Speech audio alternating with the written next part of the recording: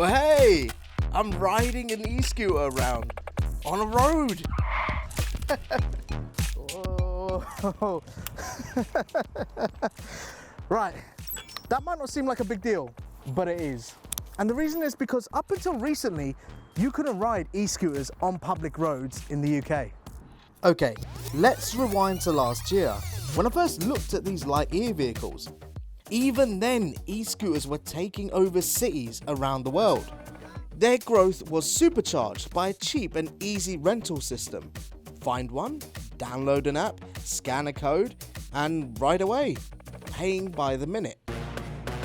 But whilst they've excited consumers, they've proven a major headache for regulators.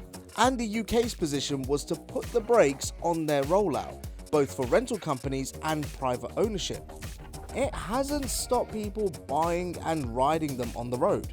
Now, let's fast forward to May 2020, when the UK's Transport Minister Grant Shapps announced a year's trial of rental e-scooters, designed to give people an alternative to public transport during the pandemic. This is a big deal because the UK is finally joining the likes of France, Germany, most states in the US, Australia, and many others in allowing e-scooters on public roads. We went to Milton Keynes to visit e-scooter rental company Lime and their warehouse and ride one of their vehicles. They're the first operator allowed to rent them in a town in the UK. Now, this was filmed a couple of months ago, and since then, places in the UK such as Nottingham, Birmingham, Manchester have started running these trials, and London as well is close to having most boroughs running these services in the near future. But there are some caveats.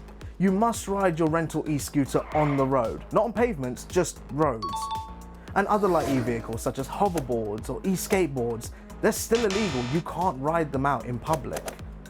And when it comes to your e-scooter, it must be a rental. It can't be privately owned.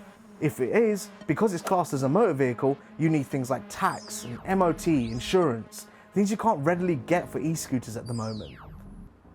But not everyone is getting that message. Like other areas around the city, where I live in East London hasn't yet allowed the rental of e-scooters. But that's not stopping people from riding their personal ones around. This one even zipped past as we were filming a couple of times. So I asked a couple of riders if they knew. Did you know that these are illegal? Yeah. You know they're illegal, Yeah. but you still ride it around anyway? No, but they say if you want to use it, you can use it, it's up to you, but you can use this one only on the park. Only on the park. Okay, but you used it on the road as well, so you're just hoping that they don't catch you. Yeah, sometimes I can use it. Even when I go to a plane, there is a lot of people there. Police as well, they don't complain about that. Now, as you heard, someone thought that it's still okay to ride one despite knowing it's illegal just because they saw others do so too. Is that a good enough reason?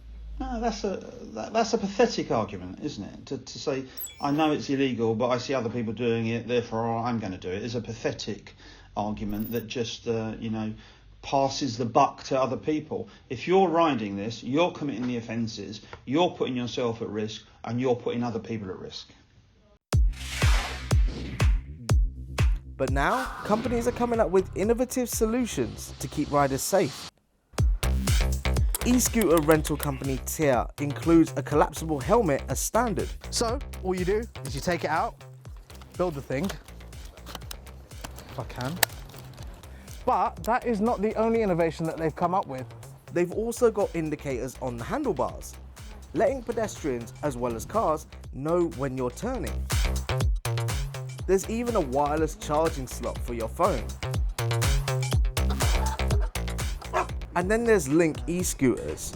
They have some pretty unique features. Link scooters can check their GPS location against maps stored directly on the vehicle and immediately enforce geofences around no-go zones, such as pavements or restricted land. And so this bypasses any phone-to-cloud lag that you would normally have. So what should happen, thanks to the geofencing here, is that as soon as I get on the pavement, it starts cutting out. You get a beeping, there we go.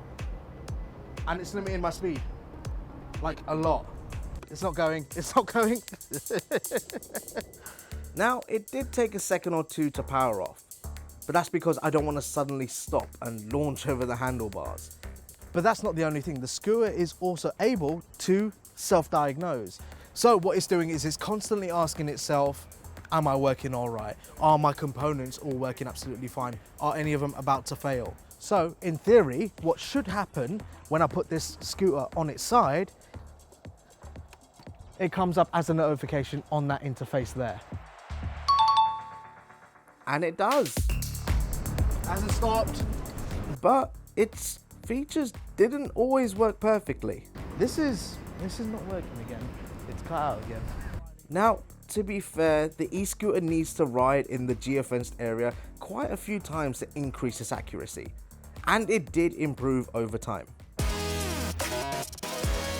And it's cut out. I can't ride it anymore. And there's another company that allows automatic braking of their e-scooters. Voi has integrated an AI computer vision system. Developed by Luna, an array of cameras and sensors allows scooters to detect hazards in its path, even if the rider doesn't see them. And by counting pedestrians, the system can even detect where the scooter is being ridden. So it looks like companies are quickly innovating to try and combat any objections. And with the UK's Transport Committee of MPs pushing for legislation, it doesn't seem like a question of if they will be legalised, but when. So what does the UK have to look forward to?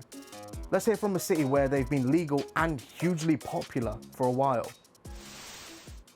My suggestion would be do as much community-led engagement and safety sort of launches around how to safely ride a scooter, how to ethically ride a scooter. It's nice to be able to convey to somebody how many miles have been ridden, how many trips have been taken, to really demonstrate to people how important this is and how it's offsetting trips from their commute.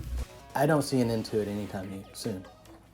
The popularity of it is too great for us not to lean into it and find a way to make it safer over time. So whether you like it or not, it looks like e-scooters are probably going to become an integral part of future urban transport. And there are loads of benefits for riders in the cities, but questions about infrastructure and about regulation still need to be answered. And so the work needs to be done now to make them as well integrated and as safe as possible.